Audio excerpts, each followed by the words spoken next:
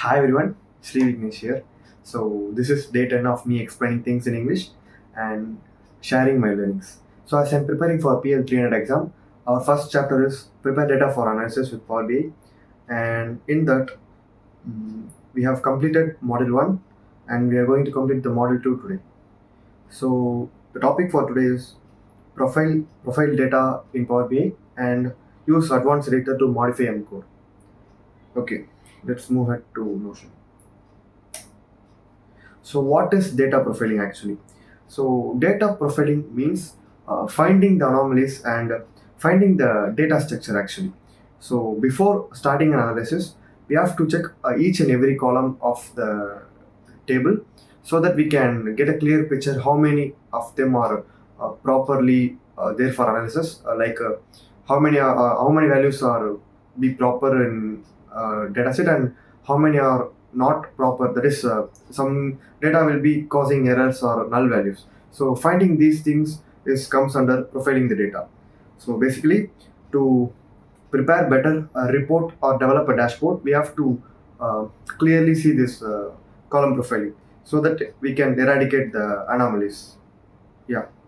So how to find this data anomalies and data statistics. So let's see. So we have to go to Power Query actually, and before that, uh, find data anomalies and data statistics. So column distribution is the first step. You have to go to Power Query. So I have loaded the data already.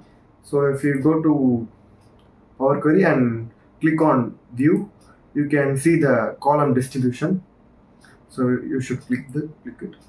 And if you click this, a window will pop up on every column, uh, below the every column.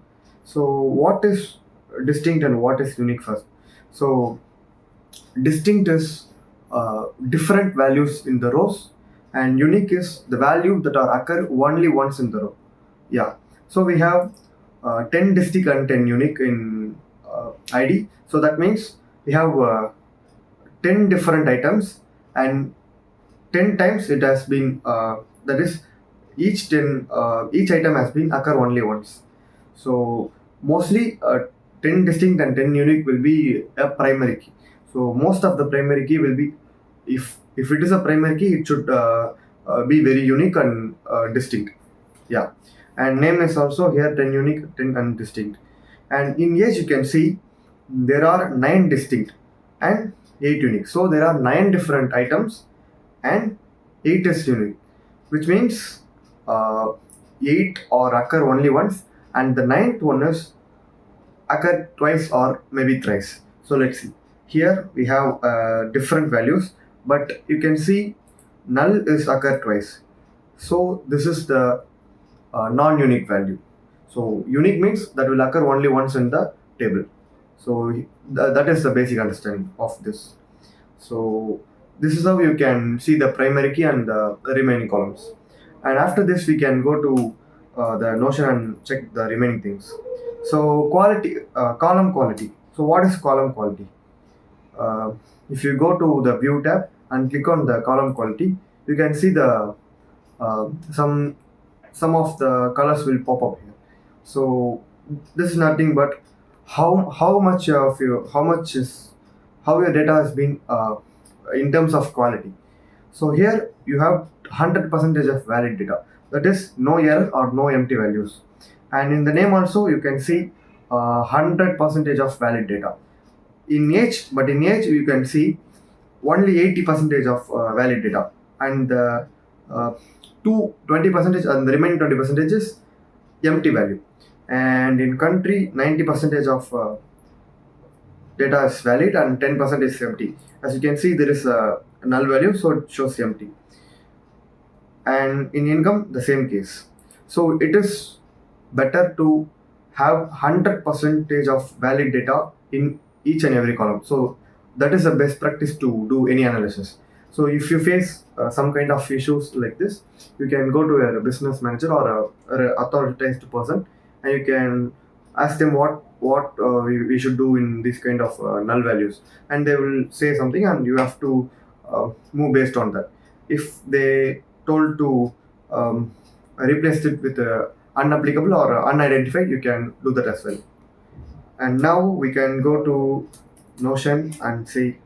So what is column profiling? So let's see. So here we have to click this column profiling in the view button. So when you have clicked column profiling and click uh, any of the column, you will see something down, that is a column statistics and value distribution. So what is column statistics here? So it will show the count of the row and error and empty and distinct value, unique value and empty string, and minimum and maximum. So here minimum and maximum will be calculated based on the alphabetical order, while it is text data. So when you have the what is it when you have a numerical data, it will show some count, some extra details, especially when you want to see how many zeros are there in the numerical value, and what is the minimum value and what is the maximum value.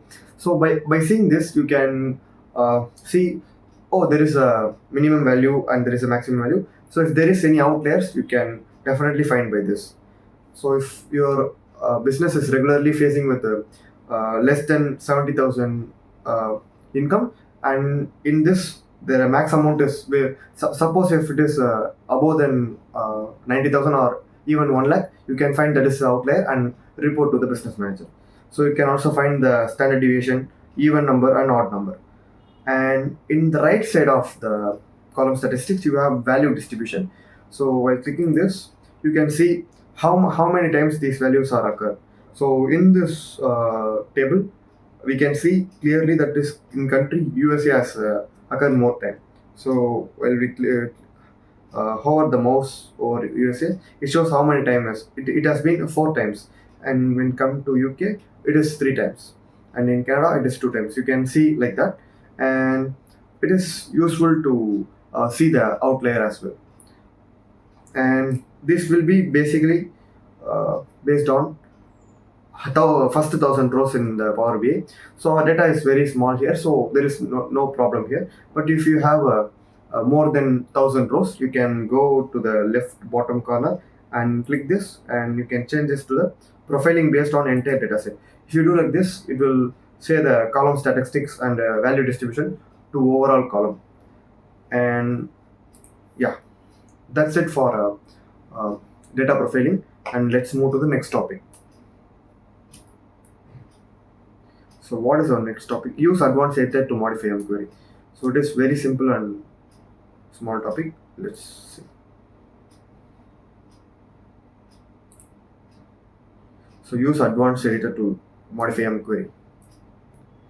So query is nothing but a language that is understandable by backend of the Power Query. So if you do any transformation, for now I'm unchecking this.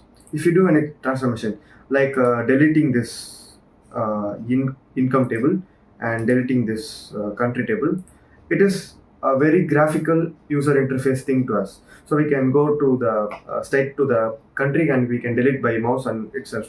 So we are not using keyboard, right? And while doing this, it is very user friendly to us. But in the back end, Power Query writes the code. For every transformation, it writes a code and it will store as a whole. For example, I did 2 steps here. So let me undo the steps and let's go to the advanced editor. So in view, we have to go to advanced editor to see the code. And code always starts with let and ends in. So this is our 3 steps. Let me delete this and show to you. And if I remove this and also remove this and go to advanced editor, yeah, now you can see there is a removed column income and country. So before it was not there, and let me show it again. I'm going to the promote it as applied steps and go to the advanced editor. That time also it shows me the income and country removed column. So you can manually edit this too, and most of the time it is not necessary to manually edit this. If you want to do some advanced complex transformation, you can use this code. and there is no need to mug up the syntax. You can use ChatGPT for that, and that's it for a M query, M code, and yeah. So yes, that's it for today's video too, and we have successfully completed two models in first chapter. So we have completed the first chapter. So we have remaining three chapters left, and in the upcoming videos, I will make videos on those. So if you are an expert watching my video and finding any mistakes or miscommunication, so please let me know in the comment section.